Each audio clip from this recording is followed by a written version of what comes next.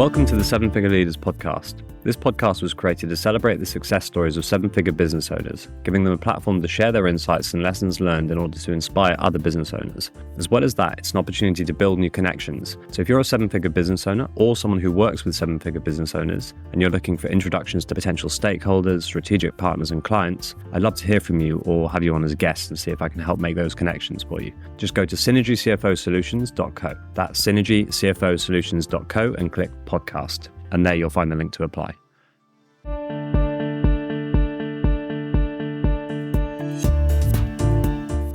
Welcome, and today we've got Callum Woodcock from WineFi. Welcome, Callum. Thank you very much, Tom. It's a pleasure to be here. Pleasure to have you. So we were just having a very interesting conversation before we pressed record, and you were telling me all about the background of WineFi and how you got started and kind of where you're at now. So why didn't you share that with anyone who's listening? Yeah, absolutely. It's a shame it's the second time you've heard that, Tom. So Slack. So I guess the basic idea for WineFi came from the recognition that fine wine has many very interesting characteristics as an asset class. So historically, it's behaved or performed a lot like the equity indices have, at times outperforming various different equity indices, especially on a regional level. It displays a very low correlation to traditional asset classes, so bonds, equities, commodities, which make it an interesting diversifier. It's highly tax efficient, it's capital gains tax exempt in many circumstances in the UK. And I think more than anything else, it's also interesting. It's the fun bit of your portfolio in the way that perhaps your S&P 500 index fund isn't. And as a result, I think it's quite an attractive investment for many people. The issue is twofold. So first of all, access to fine wine as an asset class has historically been very limited. You really need to have a relationship with a wine merchant or a wine investment company, which of course not everyone does. So you really have to be part of that world. And then of course it's the cost of actually building a diversified portfolio. So anywhere from 25 to 50 to 100K plus really to build any semblance of a diversified wine portfolio. And then the final thing is around the actual wines that people are selecting for that particular portfolio. So the typical way that a wine business would analyze the investability or not of a wine would be to compare price to critic scores, which is a very, very basic way of detecting the investability or otherwise of a wine. And so really WineFi exists, one, to lower the cost of entry. So at the moment, it's as little as £3,000. You can gain exposure to a diversified collection of fine wine that you co-own with other investors via a wine investment syndicate. But it's also about bringing quantitative analysis to a market that over the last 25 years has thrown up a lot of interesting data, real-time trading data, but hasn't really been analyzed in this way before. And if I'm honest, that's the part of the business that increasingly excites me, because we can now see the value of that quantitative analysis filtering through to how our syndicates are performing. So it's we like to say internally we're kind of building Moneyball for wine, which is quite a fun place to be, actually. Wow, that's really interesting. And so who's in charge of the crunching the data and the analytical side? Is that you? No. Luckily for our investors, not myself. So we have a two-man data team. So we have our head of data, Aaron Amelie Daniel, who built the model really from the ground up. He's recently been joined by Raf van den Bosch, who has a PhD in theoretical nuclear physics. And we sort of joke on LinkedIn occasionally that we could probably say with a relatively high degree of certainty that we're the only wine investment platform that has a nuclear physicist on the table. But they've done a fantastic job building something, that appears to be truly outperforming the markets. Wow, well, that's really, really interesting. So going back a few years, what's the journey? In fact, before we do that, what is the actual model? So how do you make money? Yeah, sure. So again, this aligns with a problem that we want to solve within fine wine. So at the moment, we take a one-off administrative fee. There are regulatory reasons why it has to be a one-off fee rather than a recurring one. But we don't take any undisclosed markup on the wine itself. So a traditional wine merchant would make money buying wine from producers or at wholesale and then marking them to market price, and then taking that as their margin. There's nothing wrong with that if the person that you're selling to is buying to collect or to drink. The conflict appears when someone is specifically trying to invest. Because if you're a stock holding merchant, you are therefore clearly incentivized not to source the best wines that are available on the market, but specifically to sell them what you have in stock. And so we've structured the model whereby our only fee is that transparent, our only non, the only fee that we have is that upfront fee that covers storage and insurance for 5 years. That's 12.5%. So broadly equivalent to 2.5% per year over that 5-year hold. If the wines are held for longer than 5 years, then we would simply take the cost of storing and insuring the wines at cost from the eventual sales price of the wine. So we have a very, very transparent model that aligns our interests with those of our clients. And beyond that, it actually really works for us because we have no massive upfront capital requirements. We don't have to go out and buy stock. So actually we can run a very lean business. Our core fixed costs, other than, like the cloud and running our tech platform, really are just people. And that means that we can run a very lean business.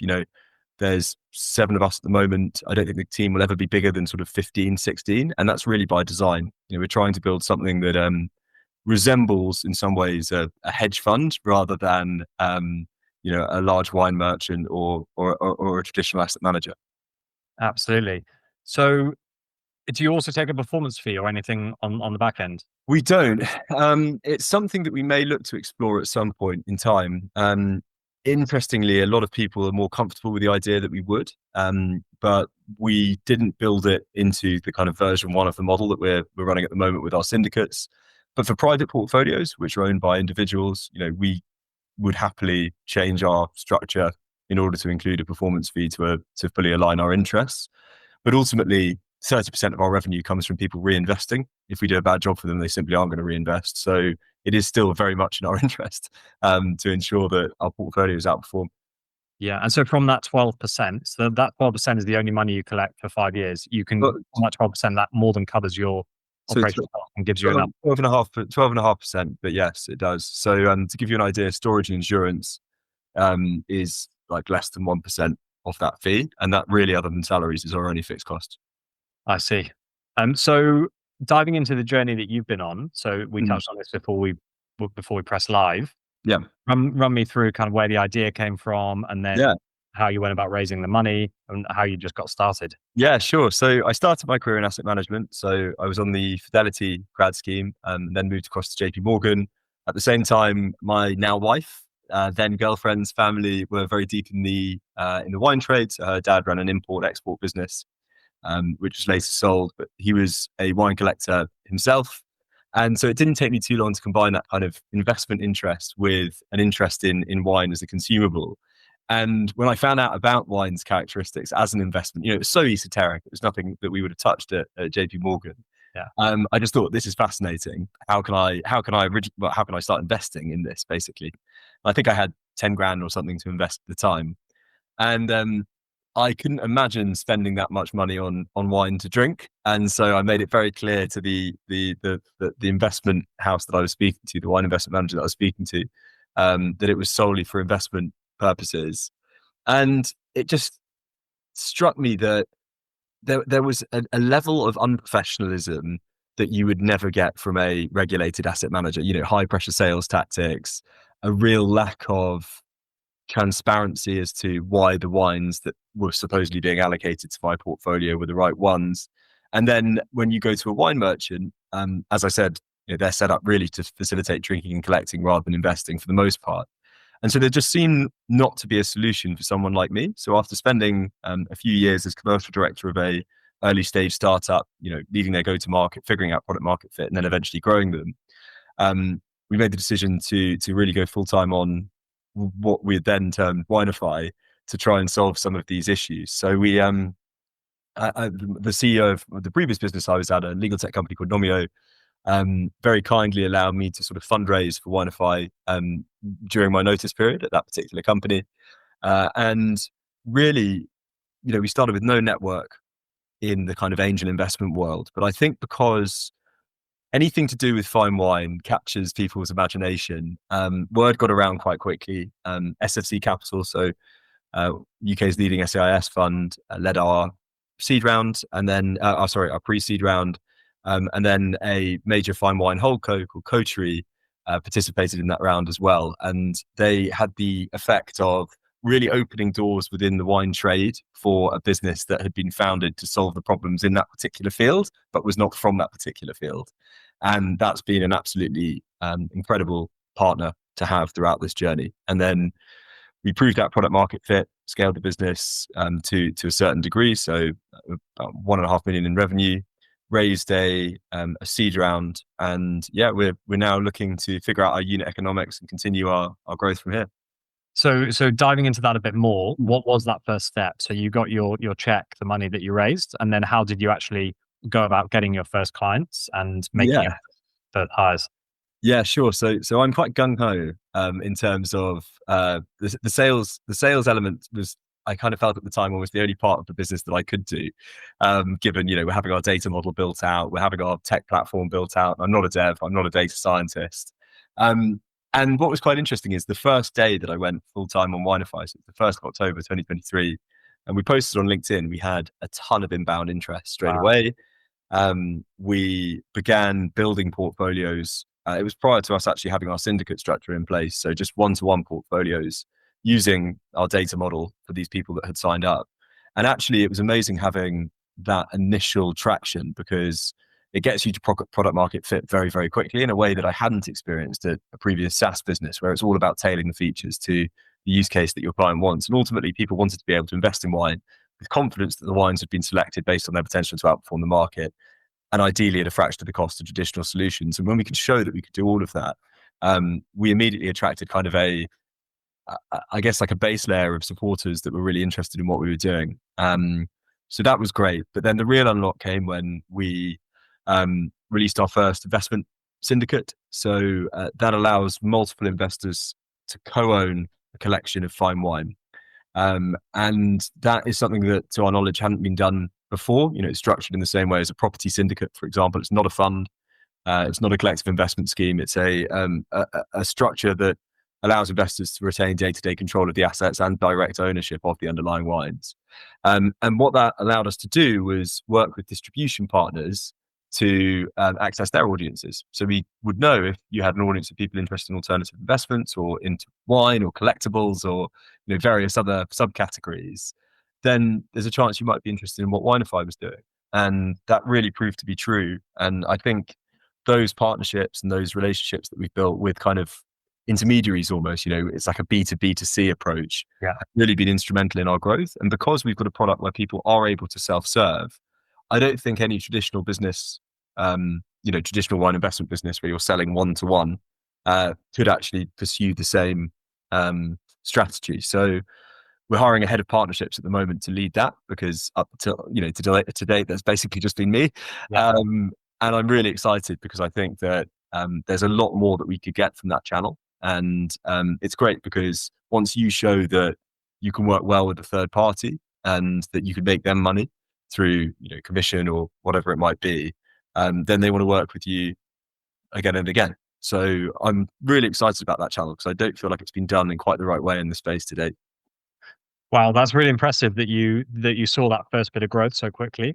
And you said from pretty much, was it literally one LinkedIn post, or did you do multiple? Well, once that first one worked, I then started posting like every day, much to the chagrin of my friendship group and anyone that was connected with me on LinkedIn. And it's something we still do. There was a stage where we were getting 90% of our traffic from LinkedIn. That's now about 50%, but only because we've opened up other channels. We still post every day. The reach that you're able to get essentially for free is just extraordinary. You've got to have some posts though. You've got to have posts people are interested in, otherwise they just flop. Yeah, that's true. I've had a fair few flop as well. I'm ashamed to say. But, it's interesting. There's some that fly and you're not really sure why they've taken off, but we measure our weekly impressions by WineFi employee, and I typically do 30 to 60,000 from 20,000 followers. And when I look at that compared to what we'd be spending for that same number of impressions via ads, LinkedIn does seem like a no-brainer. I read a great post talking about like the bridge of cringe. Have you heard of this concept? Yeah, I actually did a post on that. Like, Was it you that I saw it? in my post. I wonder if it was my post. Yeah, it was an image that showed it Yeah. literally a bridge of like getting over the cringiness to, Yeah, well, it must be well in that case. Follow Tom Griffiths. and there's someone else Um, posting about it. but I love that concept because I thought that is so true. If you're too embarrassed to put yourself out there, then you miss the opportunity to utilize a channel like LinkedIn. And it does take like a lot of guts. Like I remember now I just write a post, I won't even think about it. But for the first like 4 or 5 months, I was like, oh, I hate this. And it also didn't help that like my friends would be texting me on WhatsApp going like, oh, nice thought leadership today, like a really sarcastic way. But once you get used to it, then it just becomes like a thing you do as opposed to something new and outlandish. Exactly. Yeah, exactly. So for me, that's funny because it must have been my post that you read. Yeah, I'm sure it was. Um, but yeah, other than you have to put yourself out there, otherwise you just stay silent and Yeah. you rely on your network, which in most cases isn't big enough to Yeah. get business off the ground. So you talked about getting you from the level you're at now up to that kind of 30 million mark, any unit economics, right? So what do you need to do to get up to that level, and what you don't have to share the unit economics exactly, but what are you kind of working out in order to get there? Yeah, sure. So we are a low margin business, or a very high margin business, depending on how you're counting it. But if we say 12.5%, you do have to be strategic in terms of the channels you utilize in order to get to an attractive LTV to CAC, so lifetime value to customer acquisition cost, which for a venture business, kind of the base level is you really want a 3 to 1, as I'm sure you know. So a client that you onboard is worth to you 3 times more than the cost of acquiring that customer. Yeah. And we have been looking at various different channels that would allow us to facilitate that. The most obvious one, because it's the easiest way of measuring CAC, is through performance marketing. And we have this hypothesis whereby we've noticed if people sign up to our newsletter and they stay on that newsletter for 3 months, they're 70% more likely to invest than someone that's just come to the platform logged in cold because they feel like they've got to know us. So we've basically run the numbers and said, well, if we can get to a cost per lead of less than £10 for someone signing up to the newsletter, then we have a very attractive LTV to CAC. At the moment, we're at about £18, but it has been as high as 80, 90, 100 quid when we were experimenting with that channel. So we're trying lots of side experiments like that. But I think the one that has worked for us that I've touched on so far is those distribution partnerships. And the customer acquisition cost there is effectively my salary alone. Yeah. And that's a pretty good place to be. And it will be, when we hire a head of partnerships, it will be their salary as the customer acquisition cost there. And that allows us to scale profitably and by taking on a very small degree of risk, because, and same with the partner, if you're saying, okay, we'll do a fee split with you, then they get paid if it works. We only have to pay if it works, and both sides are happy. And it's a very low friction way of doing business. So that's another area that we're really interested in. But I'm a big believer in sort of one channel, one ICP, one offer until you're at 1 million or so a month. And so our plan is to really sort of lean heavily into the distribution partnerships moving forwards for the next year, 18 months. Just because I think that, as I said, we're uniquely placed to be able to leverage them because of the co-investment element of our product. And I think it's a really easy way of growing the audience. They've already built their audience. We know that we're a volume business. Our revenue is reoccurring in that people reinvest, but it's not recurring. Yeah. Exactly. And so therefore we need to continue getting in front of more and more people. And we've barely scratched the surface so far. So I'm very excited to look to scale that channel. Well, that's very exciting. And so who is your ICP, just to be clear? Sure. To invest in wine, or someone who wants to drink wine and invest a bit on the side, or? Yeah. So I'm sad to say that I actually disproved my original hypothesis for the company during our go-to-market process. So my original theory was that there was a large untapped group of individuals who would be interested in fine wine predominantly for its characteristics as an asset class. Whilst there are undoubtedly some, you have some investors who are just like, I want to invest in something completely uncorrelated and that is tax efficient. I would say the vast majority, especially our largest investors, are interested in wine to some degree. They might balk at the idea of spending tens of thousands of pounds on a portfolio, that they were planning on drinking, a collection that they were planning on drinking, but they understand wine. They have seen, perhaps they've got a cellar elsewhere and they've seen wines within that cellar appreciate, and they've got an understanding of the space. And I think those are the ones who are really the sweet spot for us. And they could be high net worth, so, established wealthy people, or they could be what we've termed Henrys, so high earners, not rich yet. So, consultants, lawyers, investors in their 30s or 40s, who are still on that upward career trajectory, and who want to be investing in some interesting stuff. And it's very interesting. We ran an exercise recently. We basically found that our brand, overwhelmingly the highest number of individual investors is between the 30 to 39 demographic, and about 50% of our revenue comes from 30 to 49-year-olds. The other 50% comes from a much smaller number of 50 to 59-year-olds. Right. So it straddles basically millennials and Gen X. And I'm sure Gen Z will come through. It's just Gen Z are, at the moment, mostly too young to have capital that they're willing to invest in something as esoteric as wine, which is very understandable. Yeah. And for everyone who's interested, do they jump on a call with you and have a one-on-one conversation, or how does that work? So they're welcome to. So typically someone would sign up to the site. They would get an email offering them to book a call. About half people take us up on it. About half don't. Some one of our largest investors actually has never spoken to us. I don't know what they look like. That's just entirely self-served, and we've obviously reached out a number of times. We have heard back from them, but he's like, no, don't worry about it.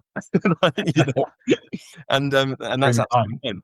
But for something like this, especially in an unregulated space, and especially in a space where there have been some bad or at least inept actors in the past, I think having that offer is important, because, I find if I'm investing in something, or even just a partnership, it's quite good to be able to understand who you're dealing with. And, it's a horrible phrase, but kind of see the whites of their eyes a little bit. And I think when you realize that someone is sincere, and they're doing things in the right way, and you get the opportunity to ask, certainly difficult questions, it gives you more confidence in what you're investing in.